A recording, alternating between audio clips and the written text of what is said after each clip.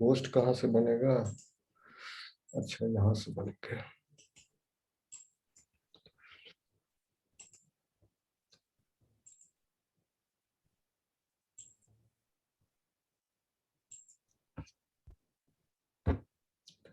हाँ sir, Yeah, thank you. Over to you.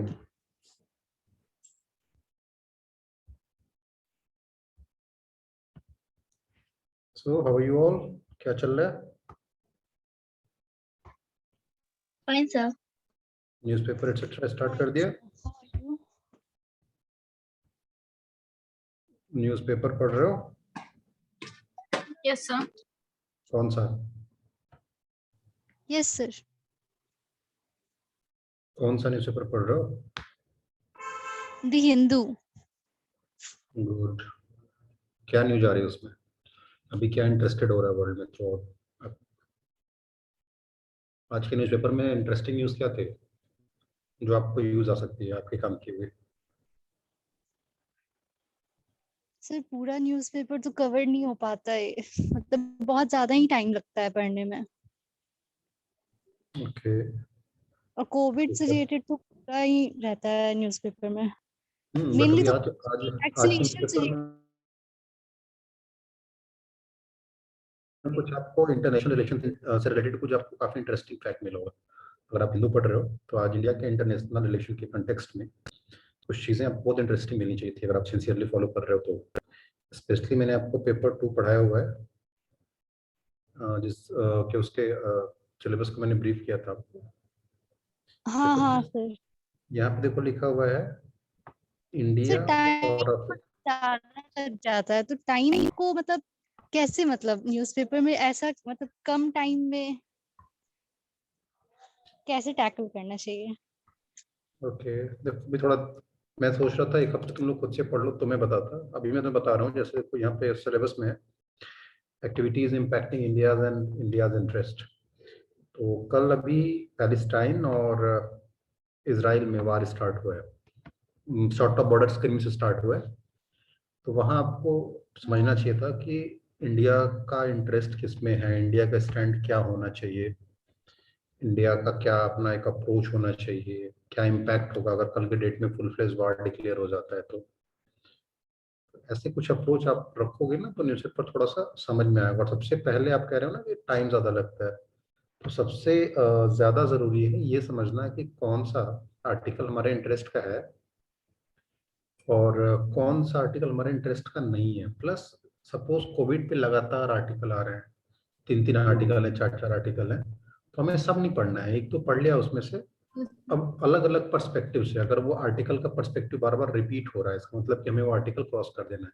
But suppose कभी Covid का perspective India के जो बाहर से हेल्प्स आ रही हैं उनके कंटेक्स्ट में हो तो पढ़ लो, कभी हेल्थ के पर्सपेक्टिव से पढ़ लो, कभी कैसे कोविड में जो सोशल डिफरेंट स्ट्रेटा पे लोग रह रहे हैं, जो वीकर सेक्शन है उसके ऊपर कोविड का इम्पैक्ट इन कंपेरिजन टू जो अपर सेक्शन ऑफ सोसाइटीज हैं उनके ऊपर उसका इम्पैक्ट ज्यादा है जो वीकर है। तो ये अगर अलग अलग अप्रोच से आ रहे हैं आर्टिकल्स तब तो आप उसको फॉलो करो, अदरवाइज फिर बार बार रिपीट हो रहा है तो उसको पढ़ने का कोई मतलब नहीं है। ऐसे ही क्या होना है जैसे कोई भी इंपॉर्टेंट इवेंट होगी तो आप ये देखोगे कि लगातार रिपीट हो रहा है वो आर्टिकल, तो ऐसे आर्टिकल्स को आपको छोड़ देना होता है, बार बार वही नहीं पढ़ना होता। ओके सर, मतलब जो कंटिन्यूअसली बार बार आ रहा है उसको स्किप करना है। हाँ, स्किप करना है। मतलब ये देखो ना कि रिपीट हो रहा है ना बार बार, अगर अप्रोच उसका अलग है उस आर्टिकल का, किसी एक टॉपिक पे हो सकता है उसके अप्रोच अलग अलग हो तो आप उसको फॉलो करो। अदरवाइज अब आपको स्पोर्ट्स न्यूज से कोई मतलब नहीं होनी चाहिए, फाइनेंस वाला जो पेज है बिजनेस वाला उसमें एक कभी कदार आर्टिकल आते हैं उसके कोई मतलब नहीं होना चाहिए। अगल बगल आपके क्या हो रहा है उससे मतलब नहीं रखना है आपको। फ्रंट पेज पे 1-2 न्यूज के अलावा आपको इंटरेस्टिंग न्यूज नहीं लगेगी। तो दैट वे आपको मैक्सिमम न्यूज़पेपर 2 घंटे 2.5 घंटे अभी लगना चाहिए, बाद में 1 घंटे में आपका हो जाना चाहिए। इफ न्यूज़पेपर हाँ। Is still taking too much time it means कि कुछ ना कुछ आपकी स्ट्रेटजीज में फॉल्ट है। करेंगे डिस्कस, उसको भी करेंगे। और किसी को और कोई डाउट, कोई question?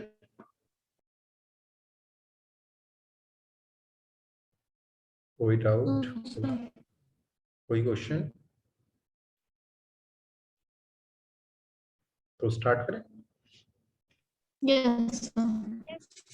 So today we are going to talk about General Studies paper 3rd. ठीक है, as I told you earlier that इसमें आपको मिलेगा इकोनॉमी डेवलपमेंट, आपको मिलेगा साइंस एंड टेक्नोलॉजी, आपको मिलेगा एनवायरमेंट, इसमें इंटरनल सिक्योरिटी होगा और डिजास्टर मैनेजमेंट होगा। देखो मोटा मोटा इसमें 5 पार्ट है: disaster management, internal security, environment, economy and science and technology. ये एक तरीके से आफ्टर पेपर 4 सबसे ज्यादा स्कोरिंग पेपर होता है। और दूसरा, बीइंग स्टूडेंट ऑफ साइंस, इसमें आपको और ज्यादा एडवांटेज मिलना चाहिए, आपको इसमें और अच्छे स्कोर्स आने चाहिए।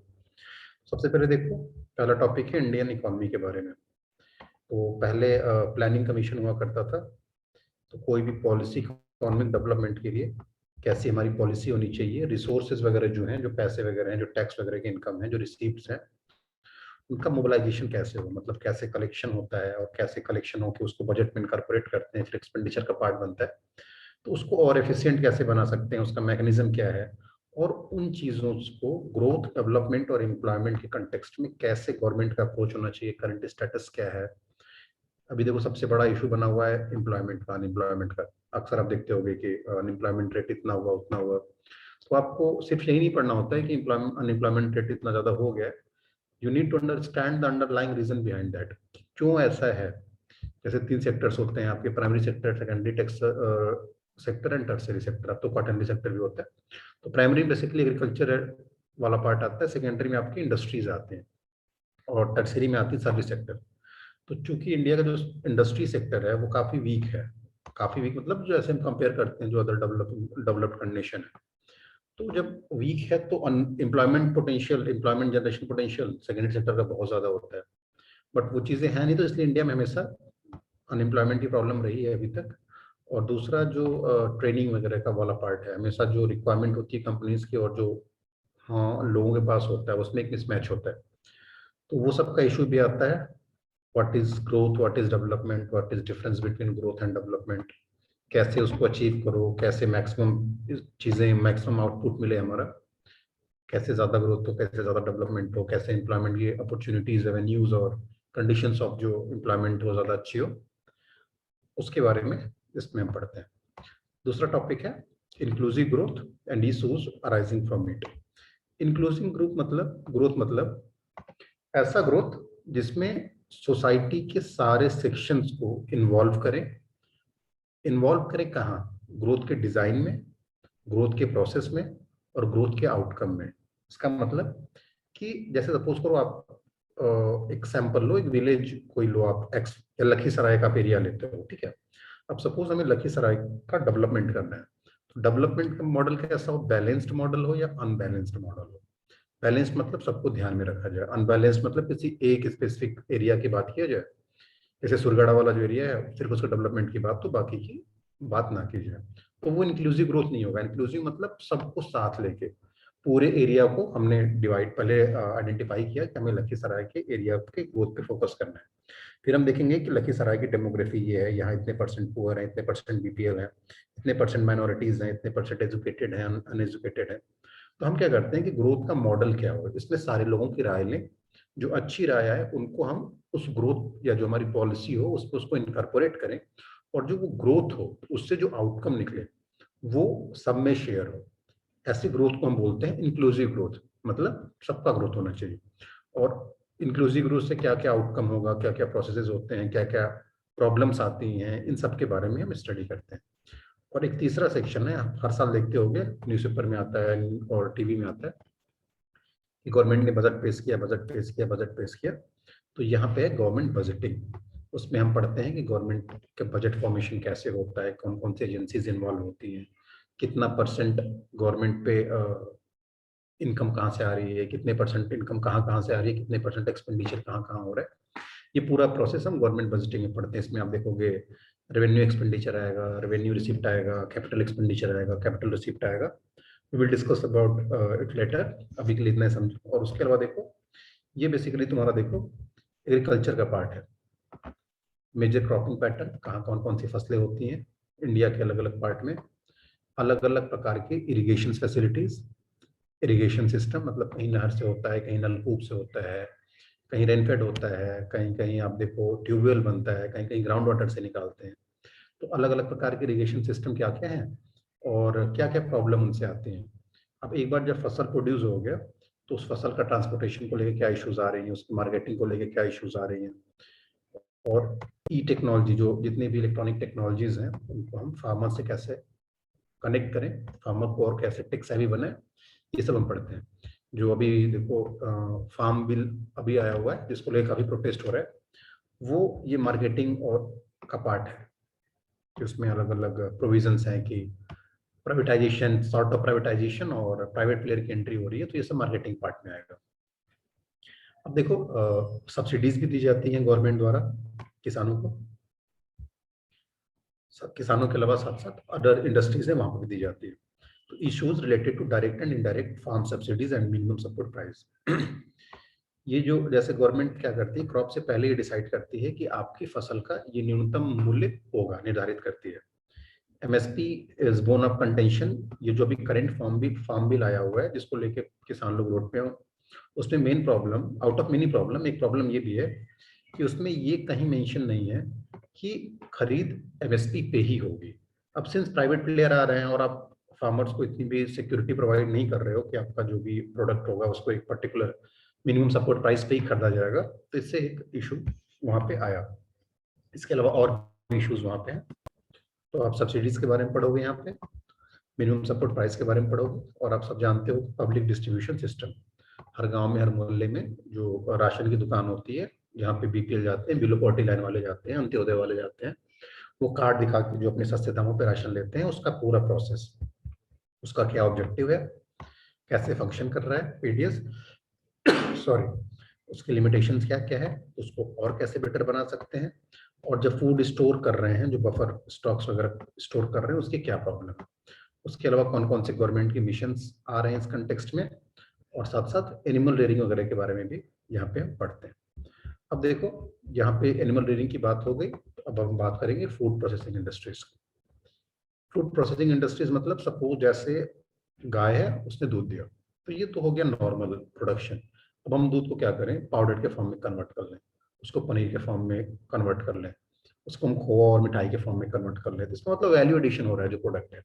तो कैसे फूड की पूरी प्रोसेसिंग होती है उसको हम इसके बाद यहाँ पे पढ़ते हैं, क्या क्या उस इंडस्ट्रीज की सिग्निफिकेंस है, कहाँ कहाँ ज्यादा है, अपस्ट्रीम एंड डाउनस्ट्रीम रिक्वायरमेंट, क्या क्या जरूरत पड़ती है इसमें, और साथ साथ सप्लाई चेन मैनेजमेंट, कि जब एक बार सब चीजें प्रोड्यूस हो गई तो वो कहाँ जाए, कैसे जो कंज्यूमर है उसके पास पहुंचे। नेक्स्ट टॉपिक है आपका लैंड रिफॉर्म मीडिया। आप तो बहुत छोटे से आप लोग सुनते होंगे कि नसबंदी हो गई, सॉरी नॉट नॉट नसबंदी, इट्स चकबंदी। चकबंदी मतलब जो लैंड के डिफरेंट पार्ट्स हैं उनको एग्रीगेट करना, कंसोलिडेट करना। तो आज़ादी के टाइम देखो प्रॉब्लम क्या थी कि कुछ लोगों के पास बहुत सारी जमीन थी और मैक्सिमम लोगों के पास कुछ भी नहीं था। तो गवर्नमेंट ने इस मिशन के साथ कि सबको थोड़ा थोड़ा लैंड मिलना चाहिए ताकि इंक्लूसिव ग्रोथ हो, उस ऑब्जेक्टिव से गवर्नमेंट ने लैंड रिफॉर्म्स स्टार्ट किए। तो सब चकबंदी हुआ और उसके बाद सीलिंग हुआ कि एक पर्टिकुलर लिमिट के पास एक पर्टिकुलर लिमिट से ज्यादा कोई भी फार्मर अपने पास जमीन नहीं रख सकता। तो there are various land reform in India, हर साल एक क्वेश्चन इससे आता है, तो इसमें 3-4 रिफॉर्म्स पढ़ने होते हैं आपको। और इसके बाद 1991 में आप सब जानते हो कि एलपीजी रिफॉर्म्स हुए, यानी कि liberalisation, privatisation and G for any idea किसी को, एलपीजी, ग्लोबलाइजेशन। एग्जैक्टली। ग्लोबलाइजेशन। अब देखो आप यहाँ का वहां पे हमने जो पहले पढ़ा था आपको कि ग्लोबलाइजेशन का क्या इम्पैक्ट होता है, अब उसको भी आप यहाँ पे देखो कि इफेक्ट ऑफ लिबरलाइजेशन, जो इंडियन मार्केट को ओपन किया गया, उसका इम्पैक्ट इंडिया की इकोनॉमी पे क्या होगा, इंडस्ट्रियल पॉलिसीज कैसे कैसे उसके अकॉर्डिंग रिफॉर्म हुई। क्योंकि देखो जब सरकारी था तो मार्केट बहुत कम्पिटेटिव नहीं था, लेकिन जब प्राइवेटाइज हुआ तो इंडस्ट्रियल पॉलिसीज हमें अपनी रिफॉर्म करनी होती है। हमें कहीं ना कहीं जो इंडस्ट्रियलिस्ट है उनको लालच देना होता है, जो लेबर लॉ वगैरह उनको थोड़ा सा रिलैक्स करना होता है ताकि बाहर से अच्छी इंडस्ट्रीज आए यहाँ पे, और उसका इम्पैक्ट क्या हुआ इंडस्ट्रियल ग्रोथ पे। नेक्स्ट टॉपिक में हम पढ़ते हैं इंडिया की एनर्जी के बारे में, जिसमें आता है आपके जो भी पेट्रोल, डीजल और रॉ मटेरियल्स वगैरह हैं, जो एटीएफ्स वगैरह हैं, उनके बारे में पूरा पढ़ते हैं। इंडिया में पोर्ट्स कहाँ कहाँ हैं, इंडिया के रोड स्ट्रक्चर कैसा है, एयरपोर्ट कैसे, रेलवे कैसे। देखो इसमें बहुत घबराने की जरूरत नहीं होती कि हमको सारा एयरपोर्ट पढ़ना है, सारा पोर्ट पढ़ना है। बस आपको ये देखना है कि कोई नया पोर्ट आया, इंडिया की पोर्ट्स की प्रॉब्लम क्या है, इंडिया में रोड्स कितने टाइप के होते हैं, रोड्स के बेटरमेंट के लिए क्या क्या हो रहा है, एयरपोर्ट के बेटरमेंट के लिए। जैसे अभी रिसेंटली एक एयरवे सेक्टर के लिए स्कीम आई थी उड़ान, उड़े देश का आम नागरिक। रेलवेज में देखो अभी प्राइवेटाइजेशन को लेकर डिबेट है, और इंडिया के रेलवेज की जो एफिशिएंसी है अदर जो वर्ल्ड के रेलवेज हैं उनसे काफ़ी कम है, तो उसको कैसे बेटर बनाया जाए, इसको लेकर कमिटीज आती हैं, रिफॉर्म्स रिकमेंड करती हैं। जैसे अभी रिसेंटली एक देबरॉय कमेटी थी, उन्होंने रिफॉर्म सजेस्ट किया था। और उसके बाद एक नेक्स्ट है आपका इन्वेस्टमेंट मॉडल, कि जैसे पैसे आपके पास है, गवर्नमेंट के पास पैसे है, तो किस फॉर्म में उसको इन्वेस्ट करे, वो बिल्ड ऑपरेट करे या फिर पीपीपी पे काम करे, पब्लिक प्राइवेट पार्टनरशिप पे काम करे, या फिर ईपीसी पे काम करे। कई सारे मॉडल्स होते हैं, उसमें उनको पढ़ते हैं गवर्नमेंट क्या अप्रोच रखे इन्वेस्टमेंट के लिए। अब ये आपका पूरा इकोनॉमी खत्म हो गया, अब ये बात आ गया आपका साइंस एंड टेक्नोलॉजी का। ये टॉपिक है science and technology for the science and technology development and their application in day to day life. तो जितनी भी जैसे मेजर टेक्नोलॉजी है, जैसे बायोटेक्नोलॉजी है, स्पेस टेक्नोलॉजी है, नैनो टेक्नोलॉजी है, उसका क्या इम्पैक्ट हमारी डे टू डे लाइफ में हम जो यूज कर रहे हैं। देखो जैसे कोई भी गवर्नमेंट का इंपॉर्टेंट स्पेस मिशन होगा तो उस पर क्वेश्चन बनेगा, हर साल बनता है। अगर गवर्नमेंट ने कोई नैनो टेक्नोलॉजी में ब्रेक थ्रू लिया, स्टेम सेल्स वगैरह रिसर्च हुए, जैसे आज से कुछ साल पहले जो यमनाका का एक्सपेरिमेंट था, प्लूरिपोटेंट स्टेम सेल रिजनरेशन, आप सब लोगों ने जूलॉजी में पढ़ा होगा, यमनाका फैक्टर्स वाला, कि सराउंडिंग के जो कंडीशंस है, जो प्रोटीन्स की उनकी रिमॉडलिंग हुई थी, तो उस पर क्वेश्चन आया था। इस टाइप से मतलब जो भी लेटेस्ट डेवलपमेंट होते रहते हैं सिर्फ हमें वही पढ़ना होता है, बहुत डिटेल आपको एक एक चीज फिजिक्स न्यूटन आइंस्टीन ये सब नहीं पढ़ना होता। ठीक है, इसके अलावा इंडिया के जो मिलियन साइंटिस्ट हैं उनका क्या रोल रहा है, कैसे इंडिजिनस टेक्नोलॉजीज वगैरह इनकॉर्पोरेट हों, उसका डेवलपमेंट कैसे हो रहा है, और नई टेक्नोलॉजी कैसे डेवलपमेंट हो।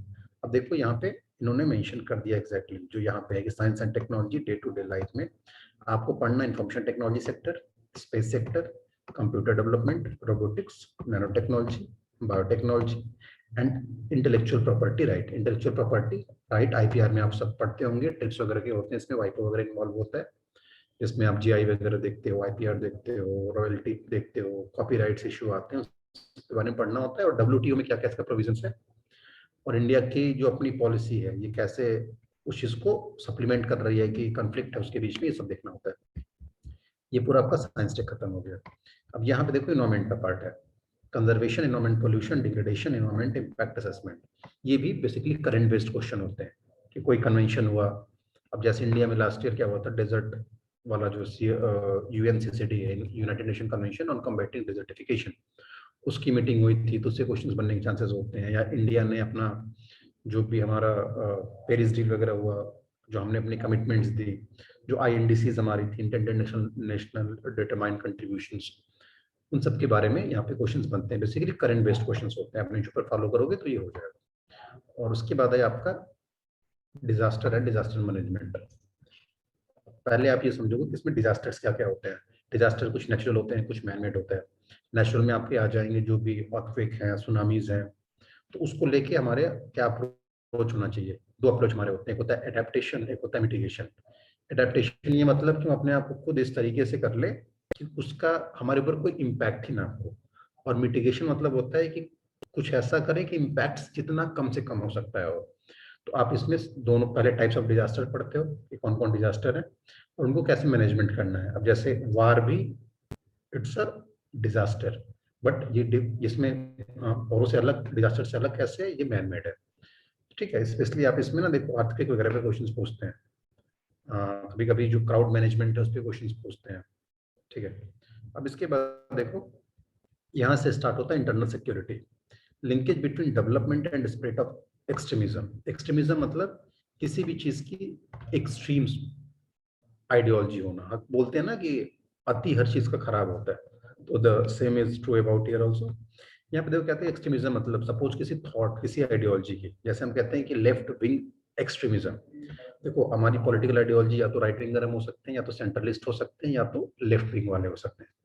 कोई भी आप आइडियोलॉजी रखिए, कोई प्रॉब्लम नहीं है, लेकिन the moment you become right wing extremist, right wing extremist जैसे आज के डेट में कहते हैं कि बीफ खाने पे हम आपको जान से मार देंगे। तो this is extremism.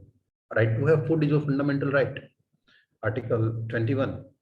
And even Supreme Court ने, ठीक है, हमारे डीपीएसपी में मेंशन है कि जो केटल रेयरिंग है उनको नहीं मारना है, बट सुप्रीम कोर्ट ने इसलिए क्लैरिफाई कर रखा है कुरैश ब्रदर केस में कि right to having food is a fundamental right. And जो केटल को संरक्षित करने का प्रोविजन है वो डीपीएसपी में है, और जब कभी भी फंडामेंटल राइट और डीपीएसपी के बीच में बोनम का टेंशन होता है तो हमेशा प्रायोरिटी फंडामेंटल राइट को देते हैं।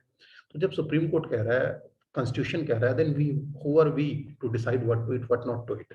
तो देखो राइट विंग एक्सट्रीमिस्ट हो जाएंगे, और सिमिलरली वैसे ही लेफ्ट विंग एक्सट्रीमिस्ट है जिनको हम माओइस्ट बोलते हैं, वो भी क्या है कि वो हर चीज के एक्सट्रीम भी पे बात करेंगे। वो बोलेंगे कि सिस्टम गवर्नमेंट का ठीक नहीं चल रहा है, हमको चेंज करना है। तो ऐसे थोड़ी चेंज होता है। आप रिफॉर्म सजेस्ट करो, आप पॉलिटिकल, आपको अगर अपनी पॉलिटिकल आइडियोलॉजी स्प्रेड करनी तो पॉलिटिक्स में ये इलेक्शन फाइट करिए। तो ओवरऑल क्या है ना कि देखो ये सब चीजें होती क्यों हैं, बेसिकली जो अनबैलेंस डेवलपमेंट है। डेवलपमेंट जब प्रॉपर नहीं होता है ना तो ये फर्टाइल ग्राउंड प्रोवाइड करता है for the development of any extreme ideologies.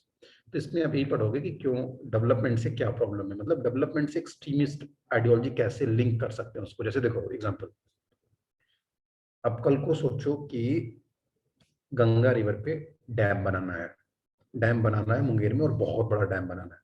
तो जब वो डैम बहुत बड़ा बनेगा तो मुंगेर के जितने अगल बगल के गांव हैं उनको खाली करना पड़ेगा क्योंकि पूरा वो वाटर उसको लॉक करेगा वहां पे।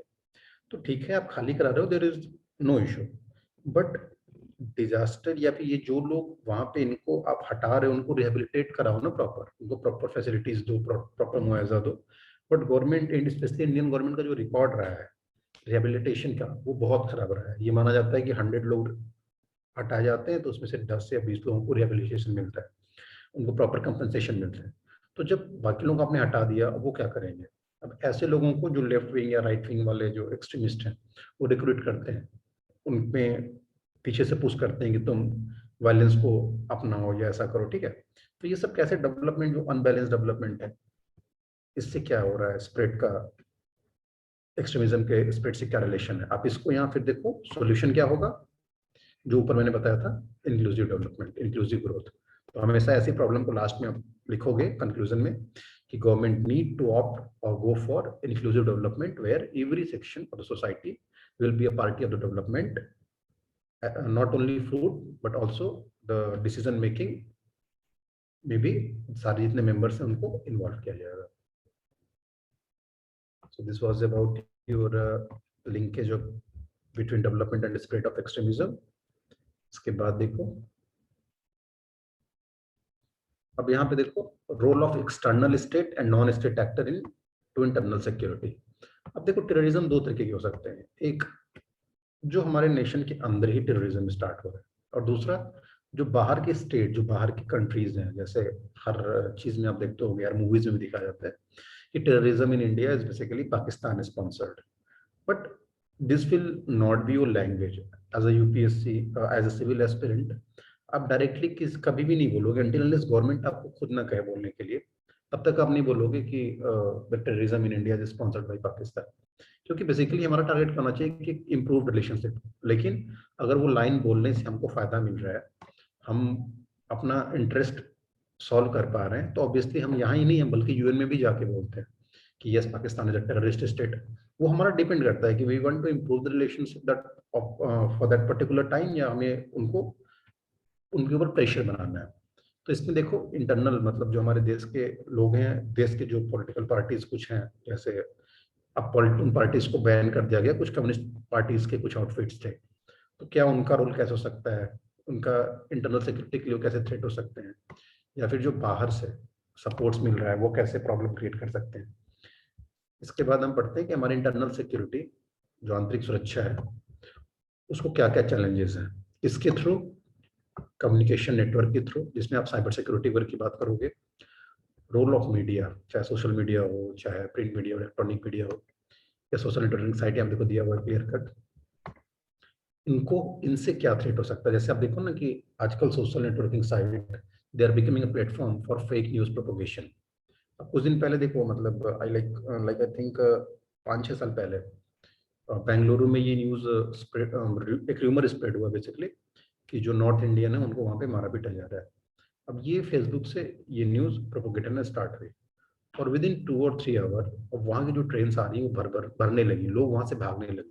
रियलिटी कुछ नहीं थी। ये पूरा हवा किसने क्रिएट किया था? यहाँ पे।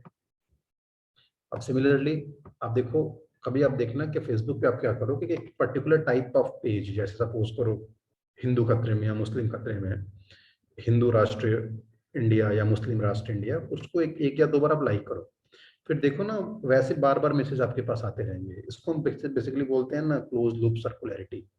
तो बार बार आते रहते हैं तो आप लाइक करते रहते हो, तो जो वहां बैठा आदमी है वो आपके माइंड को रीड करता है कि ये एक्सट्रीमिस्ट आइडियोलॉजी क्या है। तो बेसिकली आपको वहां से, आप देखते हो न्यूज़ में पढ़ते हो ना कि आईएसआईएस ने केरला में इतने लोगों को रिक्रूट किया, तो ऐसे रिक्रूट करते हैं। वो देखते हैं कि आपकी आइडियोलॉजी पर्टिकुलर चीज को लेके आप हर चीज उससे रिलेटेड हर पोस्ट को लाइक करते हो, अपना कमेंट करते हो, तो समझ जाते हैं कि ये काफी रेडिकलाइज है। वो और रेडिकलाइज करेंगे आपको, फिर आपको रिक्रूट करेंगे, चाहे वो टेररिज्म के लिए हो या फिर किसी भी चीज के लिए, कोई भी चीज जो इलीगल है उसके लिए आपको रिक्रूट कर रहे हैं।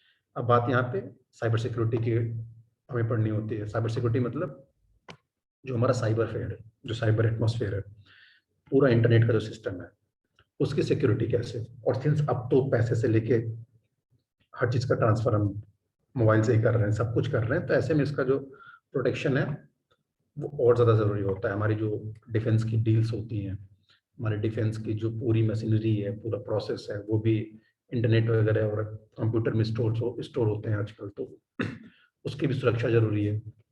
इसके अलावा मनी लॉन्ड्रिंग और कैसे उसको रोकें।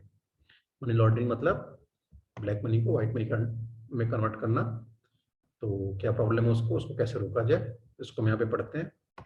और उसके अलावा जो हमारे इंडिया का पूरा बॉर्डर है, पाकिस्तान का एरिया का बॉर्डर, चाइना का border, Nepal border, Myanmar border, Bangladesh border, ये पूरा लैंड बॉर्डर हो गया। और मरीन बॉर्डर में श्रीलंका, मालदीव एंड या उनका मैनेजमेंट कैसे हो, कैसे उनको और इफेक्टिव बनाया जाए, कैसे घुसपैठ रोका जाए, security challenges and there management in border area, ये यहाँ पे हो गया। उसके अलावा ऑर्गेनाइज क्राइम और टेररिज्म को कैसे इसके थ्रू, बॉर्डर मैनेजमेंट के थ्रू रोका जाए। जैसे अगर हमारे बॉर्डर हमारे सिक्योर रहेंगे तो ऑब्वियसली जो ट्रांसनेशनल क्राइम है वो नहीं होंगे। लेकिन अगर बॉर्डर पोरस रहेगा, जैसे नेपाल इंडिया का बॉर्डर काफी पोरस है, तो यहाँ वहाँ गोल्ड सपोज सस्ता है नेपाल में, तो गोल्ड की स्मगलिंग स्टार्ट कर देंगे। वहाँ पॉवर्टी काफी ज्यादा है, तो वहाँ बेसिकली जो लाइक ऑर्गेनाइज क्राइम है, drugs cartel as well as prostitution and all the crime है, वो वहां से स्टार्ट कर देते हैं। ठीक है, तो लाइक बॉर्डर पोरस होगा तो it will provide a fertile ground, it will provide a suitable scenario where transnational crime can be operated. जैसे इंडिया में क्राइम करके नेपाल में निकल जाते हैं, क्यों? क्योंकि यहाँ जुरिसडिक्शन अलग अलग है, वहां जाकर उन्हें पकड़ेगा नहीं। और सबसे लास्ट में है इंडिया की वेरियस जो सिक्योरिटी फोर्सेज हैं, जैसे सीआरपीएफ, सीआईएसएफ और रॉ, आईबी, उनका मैंडेट क्या है और वो एजेंसीज के बारे में पढ़ना है कि उनमें क्या रिफॉर्म हुए हैं, उनका क्या काम है। जैसे है ना, सीआईएसएफ है, सीआरपीएफ है, और उसके बाद असम राइफल्स हैं, बीएसएफ है, आर्मी है, कोस्टल फोर्सेस हैं और एनएसजी हैं। इसके अलावा आपके जो इंटेलिजेंस ब्यूरो है, आईबी है, रॉ है, एनआईए है, इनके बारे में पढ़ना होता है और इनके मैंडेट्स क्या क्या इनका काम है, इनको ये पढ़ना होता है। तो this was all about your GS third. इतना कुछ आपको इस पेपर में पढ़ना होता है। It was little brief about the syllabus. आप मेरे से क्वेश्चंस पूछो जो भी आपको इसमें नहीं समझ में आया हो, जो या जो टॉपिक आपको परेशान कर रहा हो, पूछो क्वेश्चंस पूछो।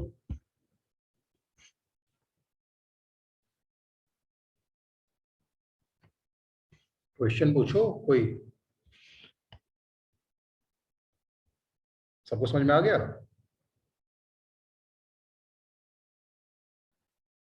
हाँ ही बोलो। Yes, sir. Yes, sir. Yes sir.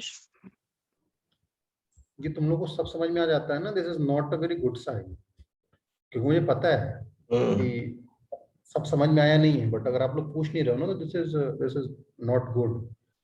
आपको पूछना चाहिए जो चीजें नहीं हो रही हैं। सर ये कॉन्स्ट्रेंट क्या है? Agriculture produce and issues related constraints. क्या बोला आपने, फिर से बोलो।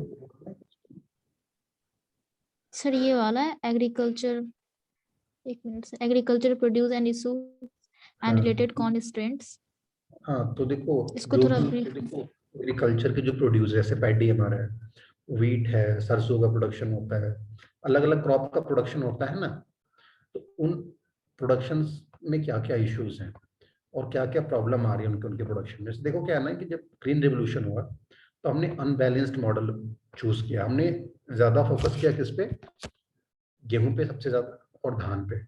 हमने क्या किया, जो बाकी क्रॉप्स हैं जैसे दलहनी क्रॉप्स हैं उनको हमने नेग्लेक्ट कर दिया। आज की डेट में क्या होता है कि दाल का प्राइस देखो 200 रुपए किलो, 250 रुपए किलो। जो आज के डेट में देखो, जो सरसों के तेल का प्राइस है वो 180 रुपीज पर लीटर। तो रीजन क्या है कि हमने हमेशा धान गेहूं पे ज्यादा फोकस किया था। तो वही है कि क्या प्रॉब्लम है कि हमने दलहन फसलों पे कभी फोकस नहीं किया। यहाँ पे हम बात करते हैं कि एग्रीकल्चरल प्रोड्यूस, जो खेती से चीजें निकलती हैं, अनाज निकलते हैं, कैसे निकलते हैं, निकलने में क्या प्रॉब्लम्स आती हैं, उसको कैसे दूर किया जाए। जैसे अगर आपसे क्वेश्चन पूछा जाएगा, what are the prospects of coarse grain cultivation in India, मतलब एक स्पेसिफिक एग्रीकल्चर प्रोड्यूस की बात करते हैं इसमें एक करके। Got it? Okay sir, yes sir. और कोई?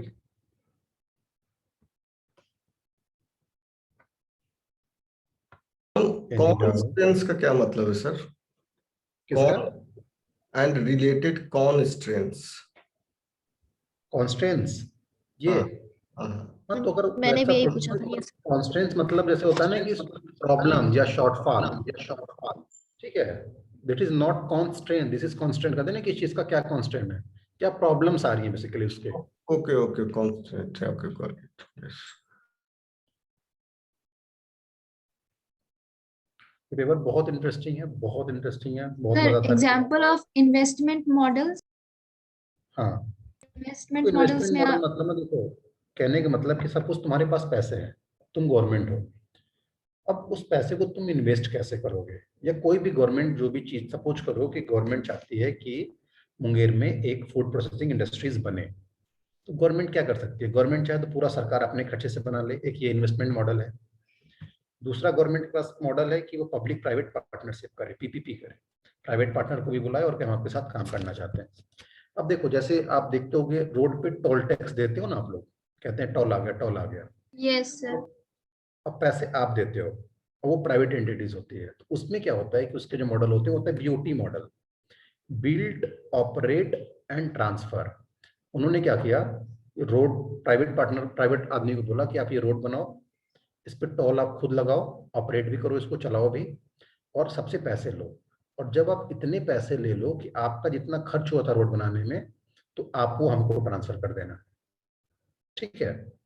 तो मतलब कहने का है कि पैसे का या डेवलपमेंट में जो इन्वेस्टमेंट होता है उसको किस फॉर्म में कर रहा है, ये 5-6 मॉडल हैं बेसिकली, वो पढ़ाए जाते हैं।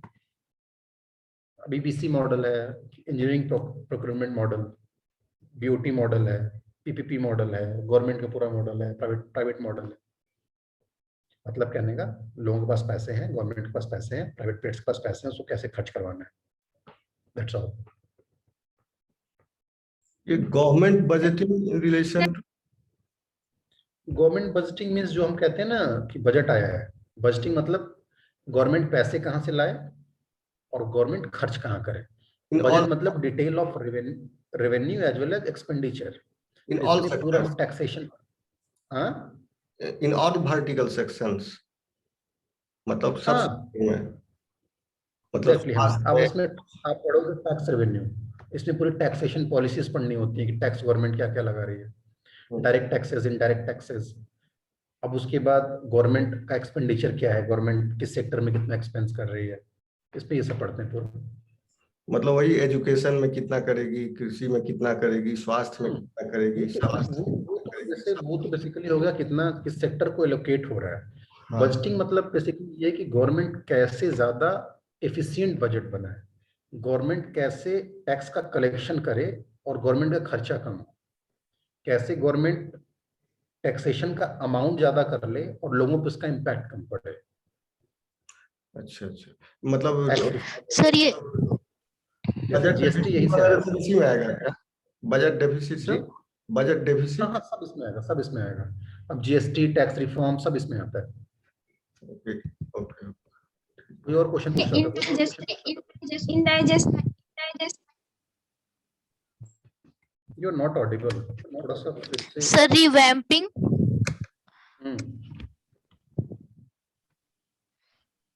Sir, revamping. Yes, sir. Revamping, हाँ रिवैम्पिंग मतलब कि जो भी पब्लिक डिस्ट्रीब्यूशन सिस्टम चल रहा है, जो राशन की दुकान से राशन मिल रहा है, इस पूरे सिस्टम को क्या ऐसा हो सकता है कि पूरा अच्छे से उसको रिवैम्प करें, चेंज करें।